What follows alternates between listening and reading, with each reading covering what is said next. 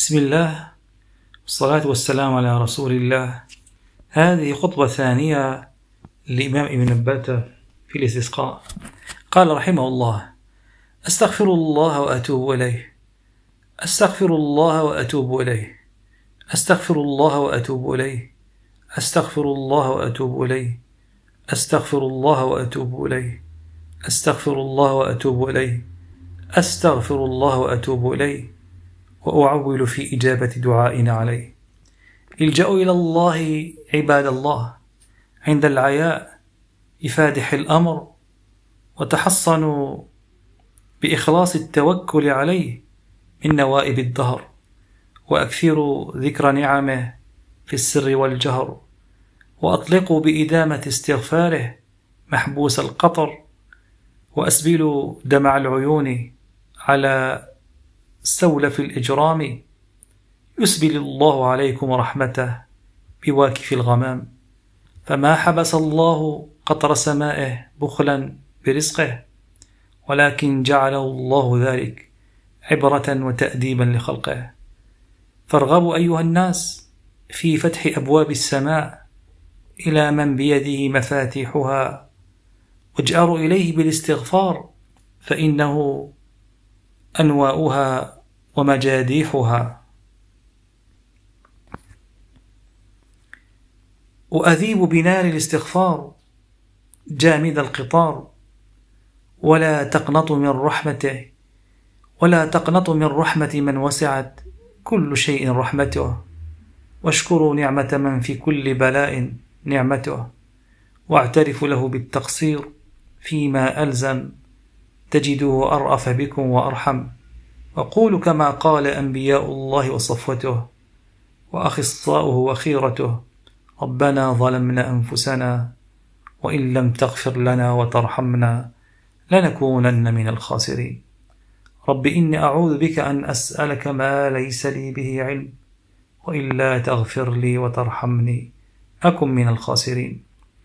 لا إله إلا أنت سبحانك إني كنت من الظالمين. رب إني ظلمت نفسي فاغفر لي فغفر له إنه هو الغفور الرحيم. سمعنا وأطعنا غفرانك ربنا وإليك المصير.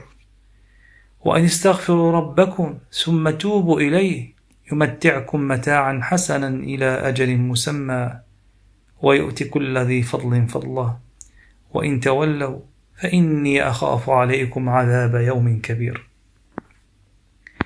ويا قوم استغفروا ربكم ثم توبوا إليه يرسل السماء عليكم مدرارا، ويزدكم قوة إلى قوتكم، ولا تتولوا مجرمين. فاستغفروه ثم توبوا إليه إن ربي قريب مجيب. واستغفروا ربكم ثم توبوا إليه إن ربي رحيم ودود. فقلت استغفروا ربكم إنه كان غفارا يرسل السماء عليكم مدرارا، ويمددكم بأموال وبنين، ويجعل لكم جنات ويجعل لكم أنهارا، ما لكم لا ترجون لله وقارا وقد خلقكم أطوارا. فاستغفروا عباد الله، فاستغفروا الله عباد الله لقديم الجرائم وعظيم المآثم، وليخرج بعضكم إلى بعض من الغصوب والمظالم، فإن ربكم رحيم تواب كريم وهاب، يقبل التوبة عن عباده ويعفو عن السيئات ويعلم ما تفعلون. وهو القائل سبحانه وتعالى: ولو أنهم إذ ظلموا أنفسهم جاءوك فاستغفروا الله واستغفر لهم الرسول لوجدوا الله توابا رحيما. وقال تعالى: فلولا إذ جاءهم بأسنا تضرعوا ولكن قست قلوبهم وزين لهم الشيطان ما كانوا يعملون. وقال تعالى: وما كان الله ليعذبهم وأنت فيهم وما كان الله معذبهم وهم يستغفرون، ذلك بأن الله لم يكن مغيرا نعمة أنعمها على قوم حتى يغيروا ما بأنفسهم، وإذا أراد الله بقوم سوءا فلا مرد له، ادعوا ربكم تضرعا وخفيا إنه لا يحب المعتدين ولا تفسدوا في الأرض بعد إصلاحها وادعوه خوفا وطمعا إن رحمة الله قريب من المحسنين. استغفر الله وأتوب إليه وأعول في إجابة دعائنا عليه. اللهم إن رجاءنا واقف عليك ودعاءنا خوفا وطمعا صاعد إليك وإقرارنا بالتقصير والتفريط بين يديك ونحن عبيدك الفقراء الملتمسون لما لديك. استغفر الله وأتوب إليه وأعول في إجابة دعائنا عليه. اللهم إن أرضك بين يديك خاشعة ونفوس عبادك فيما لديك طامعة وأعناقهم هيبة لك خاضعة والمقادير بمشيئتك واقعة والأمور كلها إليك راجعة ورحمتك لكل مطيع وعاص واسعة وأنت الكفيل بقيام أرماقها والوكيل بإدرار أرزاقها وأنت الكفيل بقيام أرماقها والوكيل بإدرار أرزاقها والمنعم عليها بغير استحقاقها والحافظ لها في أقطار أرضها وآفاقها فأخرجها إلى سعة جودك من ضيق إملاقها. أستغفر الله وأتوب إليه وأعول في إجابة دعائنا عليه.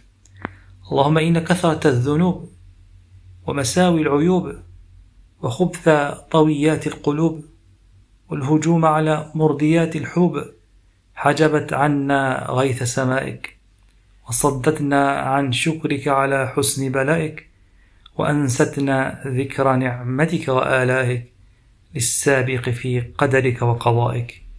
وقد جئناك راجفة لهيبتك ألبابنا خاضعة لعزتك رقابنا تقر بالتقصير في آداء حقك وقلة الشكر لك على إضرار رزقك فنتوسل إليك بالخيرة الأبرار من خلقك أن تنشئ لنا سحابا غدقا مضراره هنيئا انهماره عاما ابتكاره محفوفة بالسلامة أقطاره موسومة بالخصب والسعة آثاره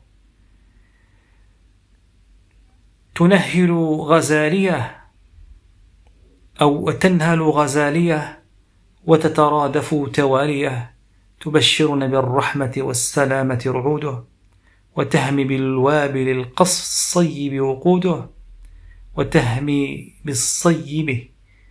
وتهمي بالوابل القصف الصيب وفوده ترسل الرياح بين يديه مبشرات وتكس به أرضك حلل النبات وتنزل علينا بنزوله صنوف البركات وتفتح لنا به خزائن الأقوات تضحك في بكائه بروقه وتدر بالرحمة والنعماء فتوقه ويتلو منه صبوحه غبوقه سحوحا صوبه بطيئا أوبه مسف هيدبه ملتفا صيبه صخبا إرزامه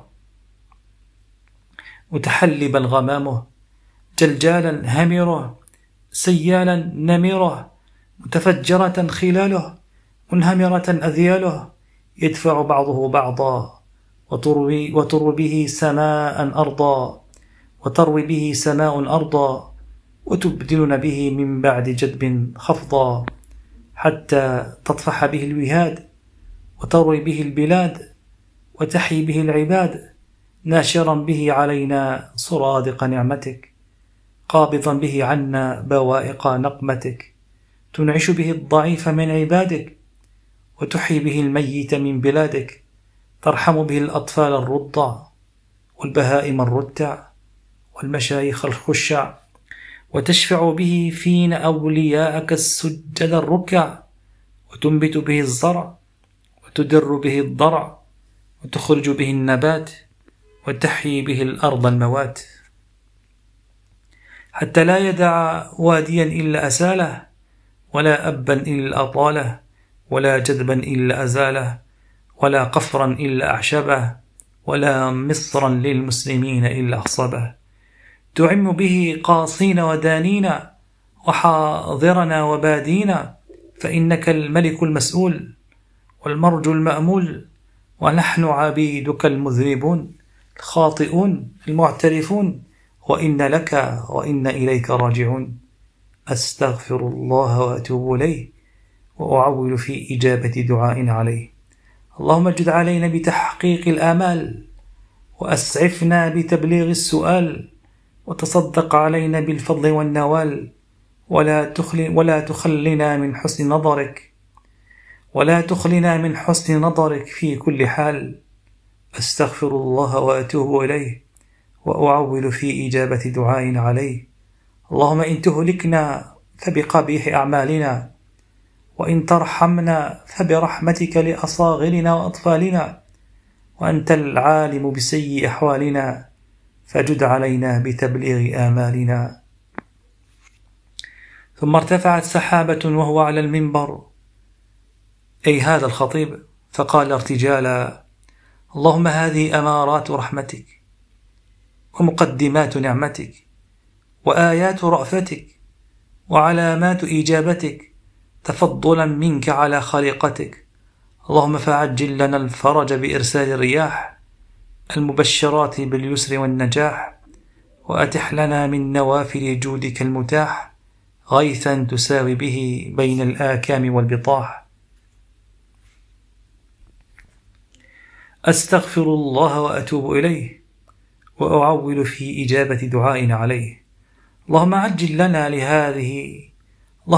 لنا لهذا السواد الأعظم فرجا عاجلا، وسهل لكافتنا غيثا هاطلا، تسير به الشعاب، وتروي به الضراب، وترحم به منا من لا ذنب له ولا حجة عليه، يا من الخير أجمع بيديه. إن أحسن الحديث والذكرى وأنفع المواعظ لأولي النهى كلام رب الآخرة والأولى، وهو الذي ينزل الغيث من بعد ما قنطوا وينشر رحمته، وهو الولي الحميد. الخطبة الثانية. الحمد لله على ما ساء وسر من القضاء، وأشهد أن لا إله إلا الله وحده لا شريك له رب الأرض والسماء، وأشهد أن محمدا عبده ورسوله خاتم الرسل والأنبياء وسيد الأمناء، صلى الله عليه وعلى آله في جميع الأوقات والآناء. عباد الله، قد ترون ما حل بكم من هذه الجائحة العظيمة، وأظلكم من هذه المصيبة الأليمة، وما منكم من أحد إلا وقد توجه إلى الله بسؤاله، وجأر إليه بابتهاله. فوسوءتنا إن لم يكن في هذا المصر أحد مستحق للإجابة، وحزنا إن لم يرتفع دعاء أحدكم بتحقيق الإنابة. فاقرعوا رحمكم الله باب الملك الرحيم، وارغبوا إليه في دفع هذا الأمر العظيم. هو الذي بعث محمدا بالحق رسولا، قسما لا تجدون له تبديلا، لئن صدقتموه في السؤال ليعجلن عليكم بالنوال، فليرتفع إليه بالدعاء ضجيجكم، وليصعد إليه بالابتهال عجيجكم، وأخلصوا نياتكم في الدعاء، واتبعوا سنة نبيكم في قلب الرداء. يقلب الله من الضراء إلى السراء، أو يقلبكم الله من الضراء إلى السراء، ويخرجكم من ضيق الشدة إلى سعة الرخاء، فإن الله عز جلاله بدعائكم مستمع، وعلى نياتكم مطلع، وهو القائل: وإذا سألك عبادي عني فإني قريب أجيب دعوة الداعي إذا دعان.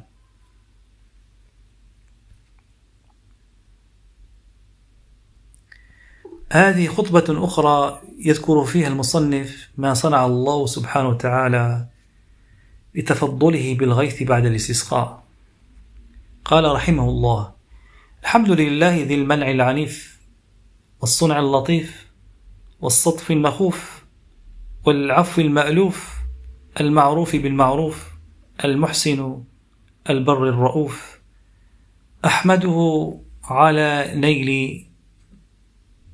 نيل منحه وأزل زحزحه، ومن طوقه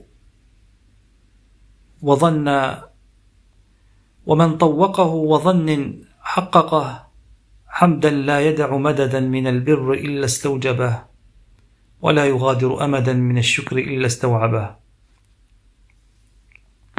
وأشهد أن لا إله إلا الله وحده لا شريك له، الذي علم كل شيء فأحصاه، وعم فضله من أطاعه من خلقه وعصاه.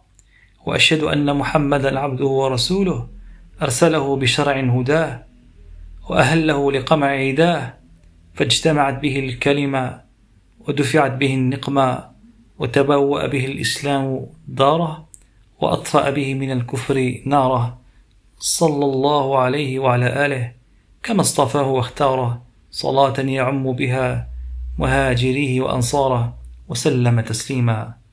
عباد الله، كيف رأيتم من الله حسن الإجابة حين أخلصتم إليه تحقيق الإنابة؟